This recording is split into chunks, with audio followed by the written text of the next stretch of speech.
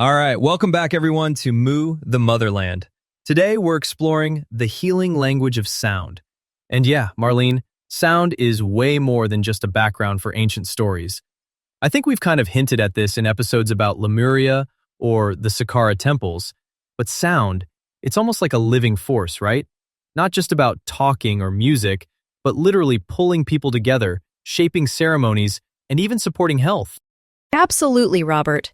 And what strikes me is, no matter where you look, chanting, drumming, toning, they seem universal.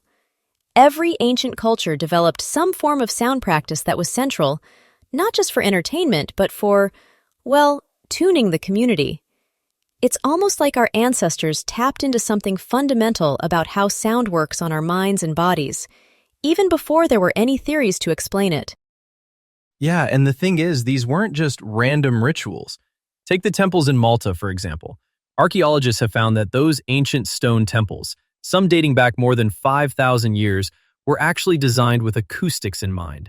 I mean, some of these chambers can amplify chanting or a simple drum beat, creating this kind of resonance that you can feel deep in your bones. It's likely that these places weren't just for show. They were built to harness sound as a communal healer, maybe to induce trance states or to bring the group into alignment. It's wild to think architecture itself became a tool for healing just by channeling vibration. Exactly. And that sense of relationship, not just between people, but between people and their environment, seems so important. Sound moving through the body, the stone, the earth. It's a relationship, not a command. There's no dogma to it. It's more, let's see what happens when we listen or participate. Right, sound asks to be received, not to be believed. I love that. These traditions weren't built out of speculation. They came from lived experiences, from noticing, like how a certain rhythm can change your breath or how a tone can settle nerves. It's practical wisdom wrapped inside myth and ceremony. It's so much about coherence, not even just health as we think about it, but like, how do we come back into alignment with each other and with nature? That's such a powerful through line in so many of our episodes. You know, I keep coming back to this idea that everything alive moves. Nothing in nature is truly still. Atoms, cells, our hearts, our breath, it's all rhythm. We're not machines made of parts. We're, resonant systems. And when those rhythms get out of sync, that's when things get tense, or, as Cayce called it, dis-ease. Yeah, right. Edgar Cayce, well, we talked about him more in episode 4, but his philosophy was kind of revolutionary. Instead of focusing on symptoms, he looked at the body as a network for vibrations, physical, emotional, even spiritual. Imbalance, for him, wasn't about a specific organ gone wrong. It was about lost harmony, loss of rhythm. And that makes so much sense when you realize everything in us is tuned to a kind of internal pattern. I think about, actually, let me get a little personal here. I went to this community drum circle once.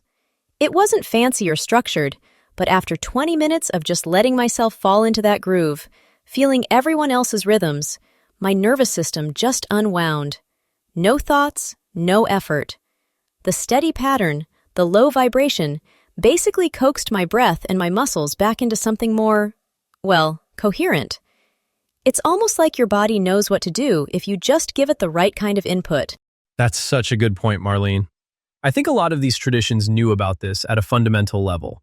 A steady tone or repeating pattern can cue the body into a state of ease, like you said, supporting those internal rhythms that keep us healthy.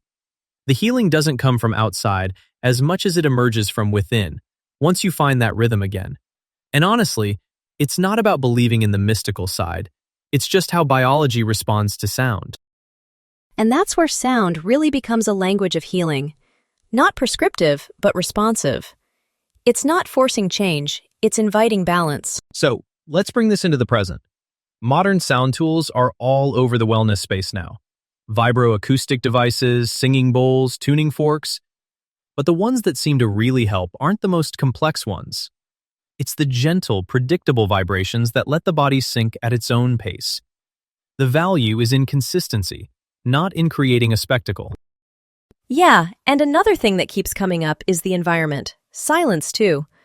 I mean, we can talk about all these frequencies, but if you're using sound as another form of noise, or just stacking stimulation, you lose what actually makes it healing. No matter the tool, it needs receptive space. There's something about silence that prepares us to fully feel subtle sound. That listening, real, attentive listening, is central. Without it, it's just noise, not nourishment. Definitely. And speaking of frequencies, solfeggio tones have gotten huge in wellness circles. People swear by them, claiming almost numerological magic from frequencies like 528 hertz. Is there some hype? Yeah, but I think it's more subtle than the marketing makes it seem. You can't boil healing down to a number alone. Sound acts on us through rhythm, the duration, and the way it's received. There's no formula that works for everyone. It's the relationship and the listening that matter most. Exactly. That's where discernment comes in. Not every sound is healing, and not every tool guarantees balance. It feels like the future of sound healing is going to be about restraint and integration, not exaggeration. It's finding that conversation between sound and silence, between input and rest, that lets the body find its own way back to balance. And that maybe sound isn't the answer itself, but a companion on the path. Something that invites us to pay attention, to listen, to let healing unfold rather than forcing it. Well, that's a wrap for today's episode. Marlene, as always, I loved this conversation. Lots to reflect on. Same here, Robert. And thank you to everyone listening. We'll be back with more travels through the mysteries and wisdoms of Mu. Until next time. Take care, everyone. Stay curious and keep listening. See you next episode.